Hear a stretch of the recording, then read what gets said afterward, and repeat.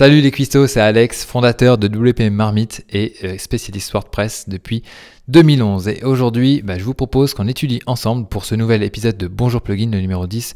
Donc on étudie ensemble le plugin Yoast SEO. Alors comme vous le savez, c'est un plugin d'optimisation du référencement, un plugin de SEO. Ça fait partie des 5 ou 10 plugins les plus populaires de WordPress. Donc voilà, c'est vraiment un plugin très connu. Je crois qu'il y a un peu plus de 5 millions d'installations actives, donc 5 millions de personnes, 5 millions de sites qui l'utilisent. Et c'est vrai que sur la marmite, moi je l'utilise depuis le début, donc ça fait un petit bout de temps et je le recommande d'ailleurs à un bon nombre de lecteurs parce que à mon sens ça fait partie vraiment des plugins indispensables. Alors même s'il y a d'autres plugins SEO, je suis sûr dans les commentaires il y a d'autres personnes qui vont me dire qu'est-ce que tu penses de tel plugin, tel plugin. En fait, voilà, je les ai pas encore tous testés et j'ai pas vraiment envie de les tester pour le moment parce que Yoast SEO me convient très bien. Alors, ce que je peux vous proposer maintenant, c'est d'aller faire un tour dans les options pour voir un petit peu à quoi ça ressemble si vous ne l'avez encore jamais utilisé ou si vous l'utilisez déjà, je vais pouvoir vous donner toutes les bonnes pratiques à mettre en place pour bien configurer ce plugin et maximiser vos chances de bien vous référencer. Alors me voilà dans mon administration, on peut voir qu'il y a une fois qu'on l'a activé, on peut voir qu'il y a un petit menu SEO qui est apparu suite à l'activation du plugin. Et donc on va aller parcourir les différentes options et après on verra comment optimiser une publication une fois que tous ces réglages seront effectués. Donc on va dans réglages généraux, donc ici il n'y a pas grand chose à faire, il y a le centre de notification qui nous donne plusieurs informations, vous verrez qu'il y a des petites notifs qui arrivent ici. Donc là, ici, on s'en moque pour l'instant, mais là, le plus important, alors là, c'est parce que c'est un site de test que j'ai ce message, mais en tout cas, dans votre cas, si vous avez ce message, il faut absolument faire en sorte que les robots puissent parcourir, les robots de Google puissent parcourir votre site pour l'indexer. Donc il faut absolument aller dans Réglages lecture et vérifier que cette case est bien décochée dans votre cas. Dans mon cas, c'est un site de test, donc je le laisse cocher. Mais dans votre cas, décochez absolument cette case. Je vais la décocher pour la vidéo. Allez, soyons fous. Mais voilà, au moins là, vous êtes sûr que les robots de Google peuvent bien parcourir votre site, parcourir les pages, parcourir les articles et commencer à aspirer un petit peu tout ça pour comprendre de quoi votre site traite. Donc maintenant, on va retourner dans les réglages de Yoast SEO, réglages généraux, j'étais ici. Donc voilà, là maintenant, il n'y a plus de problème. C'est bon. Maintenant, dans fonctionnalités, on va tout laisser activer. Par défaut, tout est activé, donc on laisse ça comme ça. Et outils pour les webmasters, c'est quelque chose qui permet de se connecter par exemple à Google Search Console, etc. Bon là, je ne vais pas vous le montrer dans cette vidéo, mais ça peut être quelque chose d'intéressant à faire pour récupérer certaines informations. Mais en tout cas, pour revenir au niveau des fonctionnalités, quelque chose qui est très intéressant chez Yoast SEO, et c'est pour ça que je continue de l'utiliser, c'est que en fait le plugin fait des choix pour nous. Il nous dit pas oui, on peut faire telle option, et donner une page longue comme ça d'options. Et au final, parfois, on n'est pas tous dans la technique. Parfois, on est un peu paumé. Et donc là, en fait, le plugin prend des décisions, met des choses en place, des bonnes pratiques pour que vous n'ayez pas à les configurer. Donc là, c'est vraiment très pratique. Donc maintenant, on va aller voir le deuxième ensemble de réglages, donc réglage SEO. Donc là, séparateur de titre, vous pouvez laisser par défaut, c'est quel petit caractère on va utiliser dans les titres SEO, dans les métatitres. Donc ça, on va voir ce que c'est exactement après. Donc là, on nous propose la version premium. Honnêtement, même moi, je l'utilise pas. Donc, a priori, il y a de grandes chances pour que vous n'en ayez pas besoin. Donc après, type de contenu. Là, on va voir quel type de contenu on veut indexer de notre site. Donc là, les articles, si vous avez un blog ou un site qui diffuse des actualités, vaut mieux les laisser. Et on a les pages. Donc là, les pages, vaut mieux les laisser. Vous avez votre page contact, vous avez votre page à propos, vous avez peut-être différentes pages qui présentent plusieurs choses. Donc là, nous, on veut les indexer. Ensuite, à quoi correspondent tous ces réglages? Donc, afficher les articles dans les résultats de recherche. Oui, c'est ce qu'on veut. Si on met non, hop, ça ne sera pas indexé. Et regardez, à chaque fois, il y a même un petit point d'aide pour vous dire un petit peu à quoi ça correspond. Donc, date de prévisualisation dans les métadonnées, on laisse comme ça. Donc, ça n'affichera pas la date. Sur la marmite, je l'ai mis. Bon, c'est pas forcément obligatoire. Si vraiment c'est des actus, mettez-le, mais sinon, masquez-le. gestionnaire de métadonnées de Yoast SEO, donc ça, il faut absolument le laisser parce que ça va permettre de configurer chaque article individuellement, donc configurer le métatitre, la métadescription et d'autres réglages. Donc justement, en parlant de métatitres, eh bien là, on peut donner une structure globale pour tous les métatitres des articles. Donc je vais vous dire rapidement ce que c'est un métatitre, hein. C'est par exemple, je vais taper une recherche, je vais taper WordPress, le métatitre juste ici, et la métadescription juste en dessous. Donc voilà, maintenant vous savez à quoi ça correspond. Parce qu'en les optimisant bien, on va arriver à convaincre les gens de cliquer sur notre résultat, sur notre page dans Google, et donc de venir et de consulter nos articles, nos contenus, etc. Donc ce qu'on veut, c'est vraiment les optimiser aux petits oignons pour arriver à convaincre les gens de cliquer dessus, même si on n'est pas forcément en première position.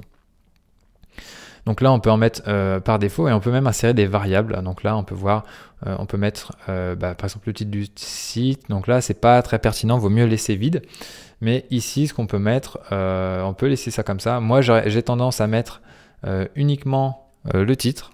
Et éventuellement, on peut rajouter le titre du site en complément. Mais idéalement, c'est mieux de garder le titre. Pour les pages, c'est exactement la même chose. On va laisser ça comme ça. Je peux retirer ça. Et donc là, vous voyez, on a notre fameux séparateur qu'on a paramétré juste avant. Donc on peut mettre ça, titre comme ça, et remettre le titre du site. Et bien sûr, on n'oublie pas d'enregistrer une fois que c'est fait. Donc là, on était dans type de contenu. Dans médias, là, on laisse absolument le oui pour que ça redirige les pages de médias. On n'a pas envie qu'il y ait des pages où c'est qu'il y ait juste des images. Ça n'a aucune valeur pour Google, donc on les redirige vers les articles correspondants. Ensuite, les taxonomies, c'est tout ce qui est catégorie, étiquette. Donc là, c'est la même chose. On peut retirer tout simplement archive ici. On peut retirer ici, voilà, le terme archive. Les étiquettes, on peut, si vous ne les utilisez pas, vous pouvez ne pas les afficher dans les résultats de recherche. À vous de voir. Donc là, les étiquettes, il y a quelque chose à voir aussi. C'est pas toujours très pertinent. Donc là, dans mon cas, je ne vais pas les indexer. À vous de voir en fonction de votre site. Et les formats, voilà, je vous recommande surtout de les désactiver parce que c'est quelque chose qui a été lancé il y a quelques temps. Alors, je ne saurais pas vous dire quand, mais il y a quelques années quand même. Et bon, ça n'a pas vraiment trop marché sur WordPress. C'était pour que ça ressemble un petit peu, vous savez, à ce que peut proposer Tumblr. Donc, publier des types de contenus particuliers, des vidéos, des textes, des images simplement. Mais WordPress, voilà, c'est plus des articles. Donc voilà, on peut passer aux archives. Donc voilà, on peut changer d'onglet sans forcément sauvegarder. Donc les archives, c'est les archives d'auteur. Est-ce qu'on veut des archives d'auteur? Oui. Est-ce qu'on veut les afficher dans les résultats de recherche? Pas forcément. Si vous avez beaucoup d'auteurs, ça peut être intéressant. Si vous êtes tout seul sur votre site, c'est pas très intéressant. Afficher les archives d'auteur sans publication. Bon, de toute façon, on les affiche pas, donc là, pas besoin. Donc là, on peut optimiser aussi le métatitre des auteurs si vous indexez ce type de page. Les archives de date, est-ce qu'on les active ou non? On peut les activer. Donc, il y aura bien des archives par date sur votre blog. Donc, ça veut dire que vous avez vous pouvez cliquer sur, admettons, votre site.com/2018 et vous aurez tous les articles de 2018. Mais est-ce que vous voulez que ça soit indexé dans les moteurs de recherche? Pas forcément. On veut éviter un maximum le contenu dupliqué. Donc voilà, Yoast SEO, encore une fois, nous prend la bonne décision et donc mettre non.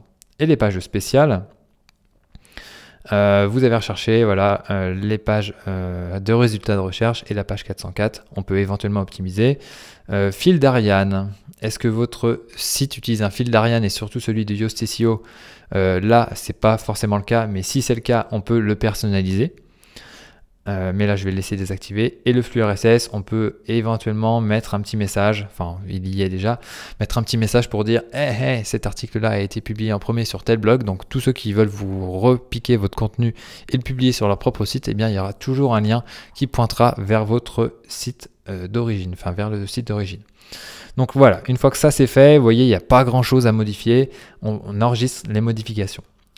Si je vais un petit peu vite, je vous encourage à aller sur la marmite. Il y a un article sur Yoast SEO qui a aussi été rédigé et on revient sur tout ça plus en détail. Donc je vous invite à vous rendre sur wp-marmite.com/wordpress-SEO. Il y a l'URL qui s'affiche sur la page, vous pouvez y accéder assez facilement. Et puis ça sera aussi dans la description juste en dessous de la vidéo. Donc maintenant, si vous êtes plus visuel et auditif, on va continuer dans l'analyse des différents réglages. Donc on va avec Search Console. Donc là, on va connecter notre Search Console à Yoast SEO. Donc encore une fois, pour récupérer différentes informations, les pages 404, etc., on peut arriver à voir un petit peu différentes statistiques aussi. Donc là, on ne va pas le faire en direct. On peut aussi connecter ces différents réseaux sociaux. Donc on met ici ces liens de sa page Facebook, de son nom d'utilisateur Twitter, etc. Et là, pour différents réseaux sociaux, on peut mettre les réglages Facebook. Donc là, application, c'est un petit peu plus avancé. Mais on peut en tout cas mettre une image par défaut qui sera utilisée pour les partages sociaux. Twitter, on peut laisser ça comme ça. On laisse ça comme ça. Pinterest, bon, ok. Là, on peut laisser ça comme ça aussi. Et Google+, je crois que l'info est tombée très récemment qu'ils vont fermer le truc, donc on peut oublier. Au niveau des outils, qu'est-ce qu'on a? Import-export, éditeur de fichiers, éditeur Parlo.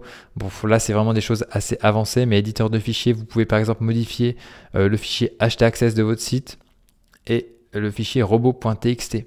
Alors on a fait aussi un article sur ça, donc il sera en lien de la description également, mais vous pouvez optimiser le fichier robot.txt. Là je clique, il y a un contenu par défaut qui est ajouté, mais vous pouvez voir dans l'article qu'on a rédigé sur la marmite pour voir quoi mettre en plus dans ce petit fichier. Et là Premium, comme je vous l'ai dit, on s'en moque un petit peu, donc ce n'est pas très grave si vous ne passez pas en Premium. En plus c'est assez cher. Alors maintenant, on va s'intéresser à l'optimisation d'une publication. C'est ça qui est un peu le nerf de la guerre de Yoast SEO. Une fois qu'on a fait tous nos réglages généraux, etc., on dit à Google sur quel type de contenu passer, et indexer. Maintenant, on va aller voir pour les articles. Comment optimiser un article. Donc là, j'ai installé Gutenberg. Il n'est pas encore sorti, donc le nouvel éditeur de WordPress. Mais cette vidéo elle a vocation à rester un petit bout de temps sur YouTube, donc autant qu'on parte sur de bonnes bases et qu'il y ait l'interface, la nouvelle interface de WordPress 5, même si je suis actuellement en version 4.9, je sais pas quoi, .8 je crois. Donc voilà, là on a notre titre, on a notre contenu, qui est assez basique, on est d'accord. Je peux peut-être en rajouter un peu, j'ai du lorem ipsum je crois voilà. Donc voilà, c'est du texte fictif. Mais voilà, sous notre contenu, donc ça on l'a sous les articles et les pages parce qu'on l'a configuré comme ça. Je vous rappelle que dans les réglages SEO, on a dit que pour les articles, on voulait le gestionnaire de métadonnées de Yoast SEO. Et donc c'est justement ça, c'est cet encart-là, ce fameux gestionnaire de métadonnées. Donc là, on va pouvoir donc optimiser notre titre SEO et notre métadescription, comme on l'a vu tout à l'heure sur Google. Et là, actuellement, ça reprend donc le titre de l'article et ça rajoute WP Marmite, parce que c'est exactement ce qu'on a paramétré ici. Hop, j'y étais déjà. Donc là, dans type de contenu, vous voyez, j'ai mis titre et titre du site. Et donc là, si je rajoute mon petit séparateur, tac, j'actualise, j'enregistre. Et comme mon séparateur, c'est ceci, si j'actualise l'article, hop, donc là, je vais mettre à jour, parce que sinon ça va me virer mon texte. Voilà, et là je vais actualiser. Et donc mon titre par défaut, juste en dessous, voilà, article de test, donc séparateur, labo WP Marmite. Donc article de test, labo WP Marmite, parce que c'est le nom de mon site. Alors, admettons que je ne sois pas entièrement satisfait par ça, et bien j'ai juste à cliquer sur modifier les métadonnées, et là je peux mettre exactement ce que je veux. Donc je peux reprendre des variables que on me propose, mais je peux aussi mettre quelque chose de totalement personnalisé. Et là je peux mettre mon super titre de la mort qui tue. Voilà. Et donc là j'ai mon super titre, je peux mettre une majuscule, tac. Ensuite, on optimise notre métadescription. Donc là, il faut faire un texte un petit peu plus long. Donc ma super description. Hop. Et bien sûr, mon clavier ne veut plus faire mes i. C'est toujours ça, quand on tourne, il y a toujours des histoires. Bon, ma super description, vous aurez compris. Je vais mettre desk. Et là, on voit au fur et à mesure qu'on tape du texte, eh bien, il y a une barre de chargement qui se complète petit à petit pour nous donner la longueur maximale du texte qu'on peut taper. Donc là, je vais continuer. Là, je suis bien. Donc il me met du vert. Et vous voyez, au-dessus, j'ai l'aperçu, donc je vois ce que ça donne. Hop, donc je continue de taper, et là, pouf! Là, Alex, stop, il faut que tu t'arrêtes parce que tu es allé un peu trop loin. Donc, on va pas plus loin que ça. Donc, des fois, ça sera un petit peu plus court, mais veillez juste à mettre un texte pertinent qui arrive à convaincre les visiteurs, enfin les utilisateurs de Google, de cliquer chez vous. Et même chose pour le titre là. Donc, on a la barre de progression qui s'avance et on voit l'aperçu juste en haut. Et au bout d'un moment, ça va nous dire « Stop Coco, arrête-toi là, t'en as mis trop. » Donc, trouve quelque chose de plus concis et de plus percutant. Donc voilà, après, c'est à vous d'optimiser. Donc là, c'est l'aperçu sur mobile et là, c'est l'aperçu sur ordinateur. Voilà, aperçu ordinateur, aperçu mobile. Parce que les contenus, il y a de plus en plus d'utilisateurs qui consultent le web sur mobile. Donc Google prend vraiment ça en compte. Donc l'idée, c'est d'abord d'optimiser un site pour mobile et ensuite, ça sera pour ordinateur. Donc on laisse ça comme ça. Et surtout, le slug, on ne le modifie pas, surtout si l'article est publié. Donc le slug, en fait, ça correspond exactement à ce que vous trouvez ici. Tac. Ça correspond à l'URL de l'article. Donc si votre slug, c'est article de test, et par exemple, vous voulez l'optimiser en article-test, voilà, et normalement, ça s'est mis à jour ici aussi. Donc vous pouvez le modifier. Bon, on a deux endroits pour modifier la même chose, c'est pas top, mais on peut les laisser quand même. Et une fois que vous avez modifié ça, vous fermez l'éditeur de métadonnées et pof, vous avez toujours votre aperçu ici. Donc, qu'est-ce qu'on nous propose d'autre ici? On a le Readability Analysis. Donc là, c'est pas super bien traduit. Peut-être, je ne sais pas ce qui s'est passé, mais bon, sur votre version, ça sera certainement traduit. Vous cliquez ici et là, vous avez quelque chose qui est assez populaire avec Yoast SEO. C'est les fameux feux rouges, feux verts, feux oranges, qui vous donnent des conseils sur comment optimiser votre publication. Est-ce que votre publication est bien optimisée? Mais avant de voir ça, on va voir déjà la requête cible. Donc là, c'est le fameux mot-clé pour lequel on veut optimiser notre article. Alors admettons que là, j'écrive un article sur, je sais pas moi, sur Yoast SEO par exemple. Yoast SEO. Donc on tape Yoast SEO et là, ça me dit qu'il y a pas mal de problèmes parce que mon article n'est pas du tout optimisé pour Yoast SEO. En même temps, vous avez vu que c'est du contenu fictif. Je parle absolument pas de Yoast SEO. Donc là, article de test, je peux mettre par exemple Yoast SEO, hop, et là je vais remettre Yoast SEO, article de test pour présenter Yoast SEO. Tac, donc là j'ai déjà parlé un petit peu de Yoast SEO, et là ça me donne quelques optimisations pour faire en sorte que la page soit bien centrée sur ce mot-clé là. Donc avant, c'est vrai que les feux rouges, je les critiquais un petit peu parce que c'était peut-être pas vraiment super pertinent, mais là ils ont fait de gros efforts et là c'est vrai que les conseils qu'ils donnent c'est un peu plus costaud, donc on peut vraiment un petit peu plus se baser là-dessus pour optimiser son contenu. Donc là, ok, super, le mot-clé apparaît dans le premier paragraphe, la métadescription a une bonne longueur, le texte contient 400 mots, c'est mieux, mais on recommande 300 mots minimum. Mais voilà, si vous voulez vraiment faire en sorte que les articles se positionnent, il faut aller au-dessus de 1000 mots. Le titre a une bonne longueur, etc. etc. On n'a jamais optimisé d'autres articles avec ce mot-clé-là. Mais bon, voilà, il y a pas mal de conseils. Là, c'est en anglais, mais normalement, chez vous, ça sera en français. Il faut juste attendre que toute l'équipe de traduction optimise le plugin. Mais normalement, chez vous, ça sera en français. Donc là, on a encore d'autres conseils pour optimiser ça. Donc, on a vraiment des bons conseils pour optimiser la lisibilité et pour le mot-clé. Donc là, on peut mettre éventuellement d'autres mots-clés, mais c'est pour la version premium. En dessous, on a ce qu'on appelle les contenus cornerstone. Donc ça, c'est les contenus piliers, vraiment les gros articles sur lesquels sont basés votre article ou les grosses pages.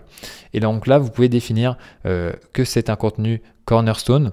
Et donc ça va vous suggérer de faire des liens quand vous rédigerez d'autres articles vers ce contenu cornerstone pour arriver à le pousser un peu avec votre maillage interne. Donc après, on a un autre onglet, l'onglet réseaux sociaux, donc où on peut optimiser les différents titres pour Facebook, pour Twitter. Donc le titre, la description qui seront sur Twitter, également l'image. Là, même chose pour Twitter. Donc là, ça rejoint un petit peu ce que fait Social Warfare. Donc à vous de voir si vous voulez passer par Yoast SEO ou par un autre plugin pour ça. Et ensuite, vous avez des réglages avancés. Donc là, c'est un peu plus, on va dire, délicat. On peut faire en sorte de désindexer certains articles, donc c'est pas ce qu'on veut, mais si vous avez par exemple des vieux articles, là je l'ai fait sur la marmite, vous avez des vieux articles, vous voulez plus qu'ils soient indexés parce que ils ont un certain âge, ils sont plus tellement pertinents, vous pouvez choisir de ne plus les indexer. Donc c'est ici que ça se passe. Suivre les liens, bon, vous laissez toujours ça, et là, bon, il y a d'autres réglages, mais on va pas revenir dessus parce que c'est un peu trop technique, et laisser par défaut, si vous êtes débutant, ça sera très bien. Donc voilà, on a un petit peu optimisé ça. Donc bien sûr, faut travailler le contenu, hein. Je ne vais pas faire ça en direct, sinon dans 3 jours on y est encore. Mais après vous sauvegardez et c'est tout bon. Une autre chose que je vais vous montrer avant de terminer cette vidéo, c'est que vous pouvez aussi optimiser les métatitres et métadescriptions pour les catégories et les étiquettes. On l'a vu tout à l'heure dans SEO, réglage SEO pour les taxonomies. Donc là, admettons que voilà, j'ai une catégorie recettes, je clique sur modifier. J'ai le nom de la catégorie, la description, éventuellement si elle est affichée par votre thème, et on retrouve encore notre encart Yoast SEO pour optimiser notre catégorie. Donc là, on voit que par défaut, c'est tout simplement voilà, ce qu'on a mis, hein, tout simplement. Donc là, par défaut, on voit que c'est exactement ce qu'on a mis dans les réglages, donc à savoir le nom de la catégorie plus le site avec le séparateur. Et donc, même chose, on peut faire en sorte d'avoir un métatitre optimisé, donc les recettes de la marmite. Ah ça y est, le i est revenu. Génial. Hop, bon là c'est vraiment pas optimisé parce qu'on voit que la longueur n'est pas optimale, donc on peut mettre d'autres choses. Même chose pour la métadescription, on l'optimise et là pareil on aura des conseils sur comment optimiser la lisibilité et mettre aussi un mot-clé. Donc là le mot-clé c'est recette, il me l'a mis automatiquement, mais ça peut être par exemple recette, recette, je vais pas mettre recette WordPress, mais ça peut être par exemple recette de cassoulet, enfin non, recette de dessert. Tac. Et donc là, ça nous donne pareil des informations sur comment optimiser ça. Donc voilà pour ce petit tour de Yoast SEO. Je vais revenir sur mon tableau de bord. En tout cas, voilà, j'espère que cette vidéo vous aura permis de comprendre un petit peu mieux comment fonctionne Yoast SEO. Il y a pas mal de réglages donc qui sont déjà faits. Vous n'avez pas grand chose à toucher, juste des petites optimisations à faire ici et là. Mais surtout, le gros du travail, ça va être d'optimiser les métatitres et les métadescriptions de vos contenus et surtout de faire de bons contenus parce que avant tout le référencement ça fonctionne grâce à des bons contenus. Si vous faites des articles médiocres ou des pages médiocres, vous n'allez pas réussir à les référencer et c'est pas Yoast SEO qui va pouvoir y faire quelque chose. Donc à la base c'est le contenu. Donc si vous avez besoin de plus d'informations pour paramétrer Yoast SEO, je vous encourage grandement à aller voir l'article qui est sur la marmite. Je vous redonne le lien, il s'affiche juste ici. Donc wpmarmite.com/wordpress-SEO. Voilà, j'ai une bonne mémoire des articles. Et donc voilà pour ça. Autre chose, si vous voulez approfondir le référencement, j'ai une formation pour ça qui s'appelle Enfin visible grâce au référencement. Donc là, on y creuse le référencement en détail, le référencement de sites WordPress particulièrement, parce que c'est ce qui nous intéresse, hein. On parle de WordPress ici. Donc on parlera des 3 piliers du référencement. Donc là, je vous ai déjà parlé du pilier contenu, mais il y en a 2 autres. Et voilà, on verra pas mal de choses sur comment rédiger de bons articles et on verra vraiment tout ce qu'il faut, en fait, tout ce que j'ai pu apprendre au cours de mon expérience pour apprendre à référencer la marmite. Et aujourd'hui, on a plus de 3000 visiteurs par jour en semaine, donc c'est plutôt pas mal. Je pense que j'ai quand même quelques petites choses à transmettre. Donc si vous vous lancez et que vous avez besoin d'aide, que vous avez envie de gagner du temps et pas forcément galérer pendant 7 ans comme je l'ai fait pour apprendre tout ce que je sais sur le référencement, je vous transmets tout dans cette formation. Donc à vous de voir si ça vous intéresse. Si je peux vous aider, tant mieux. Sinon, bonne continuation. Et surtout, n'oubliez pas de vous abonner à la chaîne YouTube de la marmite pour visionner les prochains épisodes de Bonjour Plugin et de toutes les vidéos que je peux faire. J'essaie d'en publier au minimum une par semaine pour vous aider à tirer le meilleur de WordPress. Et donc voilà, n'oubliez pas de vous abonner. Cliquez aussi sur la petite cloche pour avoir toutes les notifications à chaque fois que je sors une nouvelle vidéo. Et sur ce, je vous dis à très bientôt pour un prochain épisode de Bonjour Plugin. Ciao!